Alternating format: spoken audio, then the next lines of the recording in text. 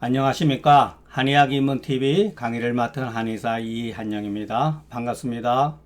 오늘은 중경소 조문 44조와 45조에 대해서 같이 알아보겠습니다.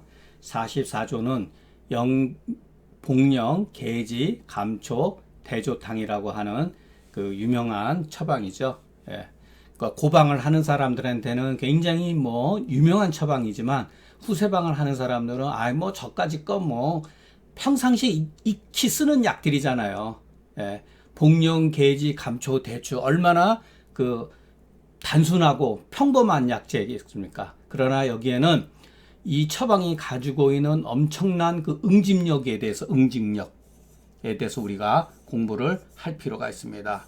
제가 고방을 후세방도 물론 좋아하지만 고방을 왜 공부를 해야 되냐면은 이와 같은 단순한 처방 속에 감추어지고 있는 바로 이 결집된 어떤 힘이라는 거예요. 막연하게 우리가 본초라는 개념도 그렇고 막연하게 알고 있는데 고방을 공부하면은 그렇지 않다는 거예요. 자, 여기에도 마찬가지로 발한 후 뭔가 잘못한 거죠. 자, 여기에 어떠한 것도 없어요. 그냥 발언한 거예요. 그냥 말 그대로. 말 그대로 발언 과다하고 어떨 때는 그냥 사화제를 써버린 거예요. 어떠한 조건이 있어서 그런 게 아니에요. 그러면 이러한 조건을 봤을 때 이것은 육경변증론에 위배되는 거죠. 그렇기 때문에 육경변증은 실질적으로 이와 같은 치료 방법 이외에 후세에 가서 만들어졌다는 거예요. 제가 맹목적으로 왜 육경변증을 비판하겠어요. 여기 보면은 아무런 조건 없이 썼다는 거 아니에요. 그 위배되는 거죠. 어떻게 보면은. 그렇기 때문에 우리가 항상 어떠한 근거를 가지고서 저는 제 나름대로 그 근거를 가지고 설명을 하고 그거에 대해서 얼마든지 비판받을 수가 있어요. 잘못된 것은 수정하고 교환하면 되죠. 그러나 무책임한 말들이 한의학 사회에서는 너무나 많이 퍼져 있기 때문에 그것을 우리가 개선하는 것이 중요한 것이지 이 처방 하나 배우고 안 배우는 게 중요하지 않다는 거예요. 자, 발언을 했는데 그 사람이 배꼽 아래에 동계가 있어서 이렇게 구체적으로 명시했잖아요. 배꼽 아래에서 동계가 있어가지고 이와 같은 표현했을 때는 환자가 스스로 자각하는 경우도 있지만 의사는 기본적으로 환자로 봤을 때 이와 같은 흉욕권만이 있는지 협판만이 있는지 흉비가 있는지 결흉이 있는지 제하계가 있는지 소보가 이것을 완전히 체계적으로 완전히 익숙해져야 돼요. 동기가 있었다는 거예요. 그래가지고 이것이 분돈을 일으키려고 하거든. 이 분돈이 뭐냐? 말 그대로 달려가는 돼지예요.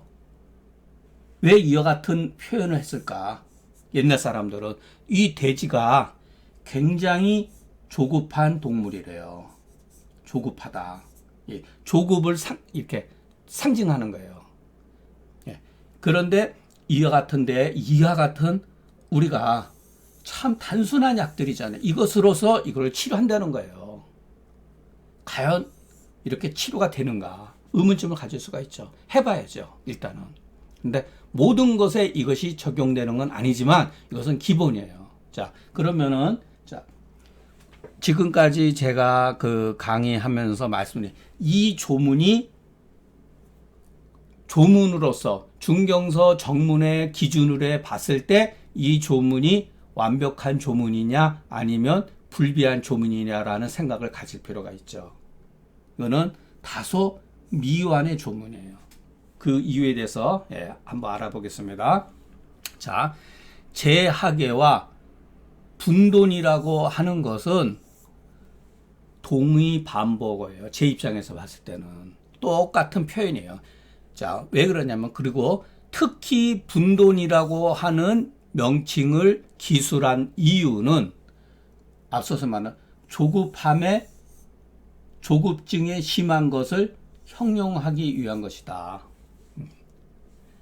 우리가 복령, 계지, 감초, 대추의 주치증과 방치의 그와 같은 증거들을 고찰해 보면 분돈의 원인이 뭐냐? 수기라는 거예요. 수기. 처방에 나와 있잖아요. 그런데 여기에는 보이지 않는 거죠. 그러나 제가 말씀드렸듯이 이 개의 대다수, 이 동계의 대다수는 거의 수기 변조예요. 예. 이거는 고방이 우리한테 주는 제시해주는 하나의 기본적인 원리이기 때문에 이것이 맞고 안 맞고는 2차적인 문제이고 왜 이렇게 생각할 수밖에 없었는지에 대해서 어느 정도는 이해가 가더라고요. 그러니까 이 문제에 대해서 우리가 규명을 해야 돼요. 만일의 경우 수기가 아니라면은 모든 처방, 중경에 있는 모든 처방은 구성은 변할 수밖에 없는 거예요.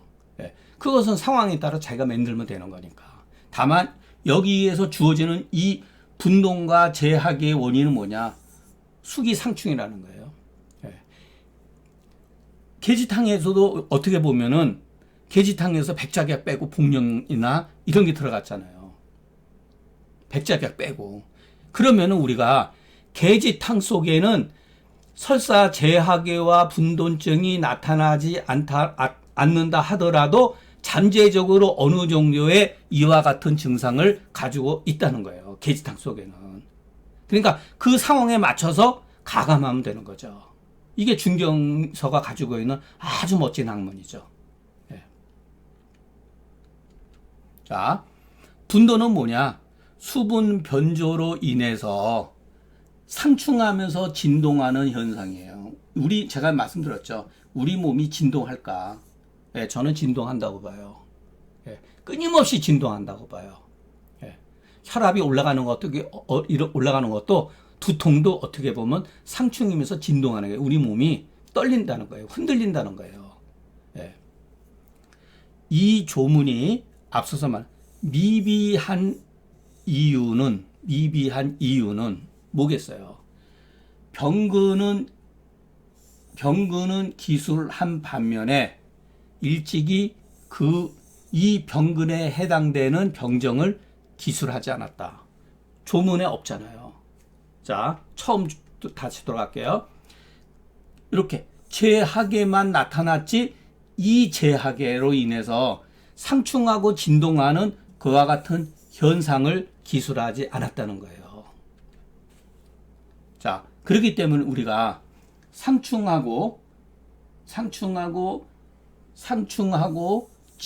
진동함으로 인해서 나타나는 병증을 우리가 확대하자면 일반적으로 정서불안, 괜히 안절부절한 거, 머리가 무겁다, 머리가 무거운 거, 심지어는 이명증도 많아요. 의외로. 자꾸만 이명증 같은 경우는 뭐 간열이 상화가 어쩌고 저쩌고 하면서 그거 다 그런 경우도 있지만 무조건 하고 이명을 그런 식으로 하면 안 되고 그 상황이 어떤 상황이냐에 따라서 봐야 돼요. 그리고 의외로 혀눈이 굉장히 많아요. 어지럽고 머리가 저간 거. 그래서 아주 심한 경우는 오룡산을 쓴다 그랬잖아요. 그러면 오룡산은 소변 이뇨시키는 약이기 때문에 기가 깎인다. 이것은 전부 다 우리가 잘못 받아들이고 있는 결과물이에요. 실질적으로 수분 변조로 인해서 생기는 게 굉장히 많다는 거예요. 그렇기 때문에 이 조문에는 예를 들어서 제하계라고 하는 명칭, 이와 같은 병에 근거해야 되는 것만 나와 있지 그것으로 인해서 발생되어지는 증상들을 갖추고 있지 못했기 때문에 이 조문은 반쪽짜리 조문이라는 거예요. 그렇기 때문에 우리가 그 이면에 수기상충으로 인해서 발생되어지는 이와 같은 증상들을 항상 고려를 하고 익숙해져야 돼요. 이거 거의 외워야 돼요. 자꾸 하다 공부를 하면서. 그러니까 중경이 예를 들어서 반하를 쓸 때는 오심이 있기 때문에 오심 구토증이 있을 때 반하를 쓴단 말이에요. 예를 들어서. 그러니까 그와 같은 생강이나 반하를 쓰는 예를 다 봐야 돼요. 만약 경우 이 사람이 구토 같은 경우 있다 하면 연계감조탕에다가 당연히 생강을 쓸 수가 있죠. 그러니까 그것은 본인이 응용을 하는 거죠. 그러니까 이것은 하나의 단적인 예일 뿐이에요. 자, 설사, 만약 설사, 우리가 복진을 했는데 분돈이 촉지가 되지 않을지라도 단서예요. 않았지만 이와 같은 증상이 나타나거든. 어지러움증이라든가 기울림이라든가 두중현상이라든가 이와 같은 증상이 나타날 경우도 있어요. 이럴 때는 이 사람은 수기가 꼭 재한은 아니더라도 수기가 인체 내에 잠복하고 있다라는 것을 우리가 가히 기대하고 처방을 쓸 수가 있다. 이것이 중경 처방에 활용하는 법이다. 또 반대의 경우도 있어요. 분돈증은 있는데 그 분돈증으로 인한 현상이 미비한 경우가 있어요. 환자들한테 물어보는데 환자들이 없다고 그러는 경우도 있어요. 그러면은 반대로 이와 같은 증상이 잠재하고 있다는 것을 고려해 가지고서 영계 감조탕을 사용할 수가 있다는 거죠. 다음은 조문 45조 후박, 생강, 반하, 감초, 인삼탕. 어떨 때는 반하사심탕, 어떨 때는 계지탕. 여러 가지 군약으로 처방의 이름이 있는 반면에 이렇게 처방 약물 하나 되어 있는 것도 있어요. 이런 것도 눈여겨볼 필요가 있어요. 자, 발한 후에 복만이 이렇게 복창만을 썼어요. 복창만은 뭐고 만은 뭐냐. 이거 굳이 억지로 구별할 필요가 없어요. 이럴 때는 이 처방으로 사용한다. 그런데 이거 생각을 해보세요. 무슨 수로 복창만에 이와 같은 약을 쓰냐면 이거는 말이 안 되는 거예요. 조문이 상당히 다 빠져 있는 거죠. 복창만으로 인해서 이거는 병근을 기록한 거죠. 이 병근으로서 약이 되는 증상이 지금 빠져 있잖아요. 그렇기 때문에 그 빠져 있는 걸 어떻게 하느냐? 바로 이 처방으로서 이것을 우리가 보완을 해야 된다. 여기에 빠져 있는 병정에 해당되는 증상들을 어느 정도는 제시할 수가 있다는 거예요. 아무런 근거도 복창만 이거 쓴다. 아니죠. 그러니까 소승기탕도 쓸 수가 있죠. 굉장히 많거든요.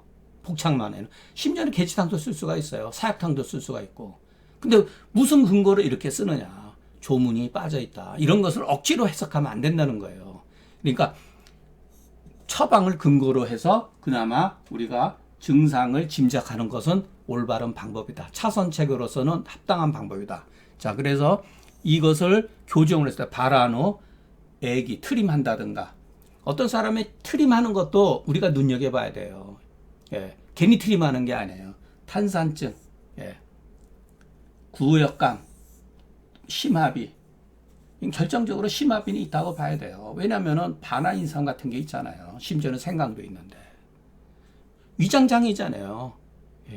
위장장애를 가지고 있는 거죠. 요즘을 하면은. 근데 위장장애도 그냥 위장장애가 아니에요. 우리는 수기가 정체되어 있는 위장장애다 이렇게 봐야 돼요. 단순히 수기가 없이 열이라든가 이런 거 가스로 인해서 되어 있는 경우는 생강이나 바나나 인삼 이런 거 쓸 수가 없죠. 수기 변조가 내포되어 있는 거죠. 그렇기 때문에 이와 같은 복창만자에 한해서 이와 같은 처방을 쓸 수가 있다. 자, 그런데 제가 이제 하고 싶은 얘기는 어떤 사람들은 뭐라 그러냐면은 복창만은 허증이요, 복만은 실증이다. 딱 이렇게 그냥 해버려요. 이거 해석 중에서 가장 나쁜 해석이에요. 이런 거는. 자, 허증과 실증이라고 이렇게 얘기를 하면 안 돼요. 허증과 실증은 상대적 개념이에요. 무엇에 대한 상대적 개념일까? 이것을 우리가 규명을 해야죠. 아무런 조건도 없이 복창만은 창자가 들어갔으니까 이거는 만보다 다소 허한 거다. 이렇게 판단하는 거는 이거는 해석으로 기본적인 조건도 갖고 있지 못한 거예요. 그렇기 때문에 후박, 생강, 반하, 감초, 인삼탕은 뭐라 그러냐면 이 사람 주장하기를 허복만에는 적용할 수 있지만 적용할 수 있다고 그러는데 이것은 병증에 근거하지 않고 경강부회한 해석이다. 이런 건 전부 다 억지예요, 억지. 아무런 논리나 증거 자료 없이 얘기하는 거잖아요. 그러니까 앞으로 이와 같은 것은 하면 안 된다. 현혹되면 안 된다.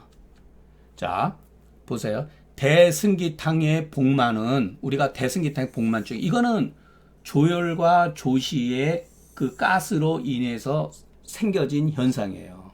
그런데 후박, 생강, 반화, 감초, 인삼탕의 경우에 그 복창만은 수분 변조로 인해서 생긴 가스로 인한 복만이라는 거예요. 아니, 복만이라는 거예요. 복창만이라는 거예요. 차이가 있잖아요. 그렇기 때문에 이와 같은 이유로 후박, 생강, 반화, 감초, 인삼탕의 그 복창만이 자 아직 대승기탕의 복만에 이르지 못했다고 말하는 것은 이해하는 것은 그런대로 옳지만 아무런 증거도 없이 복창만은 복만보다 헛증이라고 하는 것은 옳지 못하다. 자, 이것을 우리가 통해서 알 수가 있는 건 뭐냐면 다소 수분 변조로 인한 복창만인데 이것은 장차 승기탕 쪽으로 전이될 수 있는 과정 중에 있는 일시적인 현상이라는 거예요. 이와 같은 아까 말한 그 발한 후 복창만이라고 하는 의미에는 예. 중경방에는 정방이 있고 정방은 계지탕, 마왕탕, 예를 들어서 뭐 갈근탕 이게 정방이죠.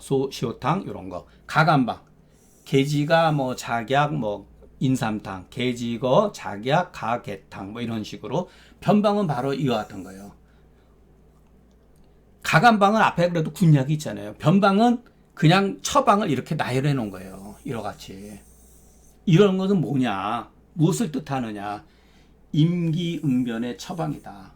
예. 그 상황에 그냥 일시적인 현상에 대한 임기응변으로 한 거예요. 얼마든지 가변적인 요건을 가지고 있다는 거예요. 그러니까 그 상황에 따라 자기가 꼭 이 처방을 외울 필요도 없는 거예요.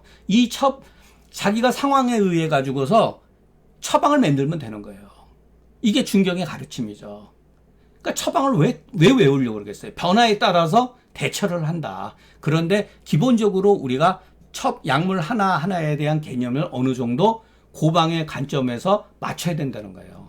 이 때문에 이것은 사심탕에서부터 승기탕에 이르기까지 전변하는 과정 중에 일시적인 그와 같은 처방이다.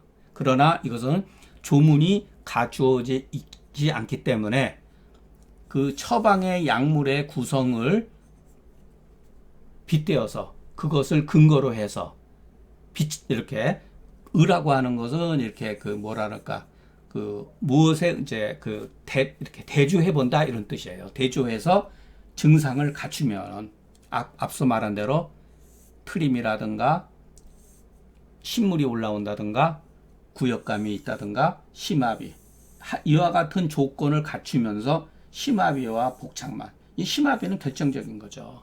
그렇기 때문에 우리는 매사 복진하는 습관을 가져야 돼요. 중경서는 전부 다 복진하는 이렇게 글로서 되어 있잖아요. 예. 그렇기 때문에 우리가 덮어놓고 중경 처방이라고 그래서 맹목적으로 그대로 이 처방을 그대로 써야 된다는 이 발상은 굉장히 잘못되어 있는 거예요. 이것은 꼭 사심탕은 아니지만은 이와 같은 사심탕의 개념이 조금 있잖아요. 반화라든가 인삼이라든가 물론 황금이라든가 황년이 없기 때문에 사심탕까지는 아니지만은 다소 수분 정체로 인해서 심압이 증상이 있기 때문에 그것도 사심이거든요. 어쨌든 간에 사심탕에서 승기탕으로 건조해지는 방향으로 넘어가는 과정 중에 일시적인 그 현상에 대한 처방이다. 그렇기 때문에 조분이 미비하더라도 이 처방들을 근거로 해서 해보면은 여기에 이와 같은 증상들을 우리가 참고를 하면서 이해를 하는 것이 그나마 합리적이다. 이렇게 볼 수가 있는 거죠. 자, 오늘 강의는 여기서 마치겠습니다. 새삼 계속 똑같은 말씀이지만 제가 여러분들한테 이상한 걸 가지고 강의하는 게 아니라 지금까지 우리가 조금씩 배워온 그와 같은 그 기본을 위해서 하나씩 더 확장해 나가는 거예요.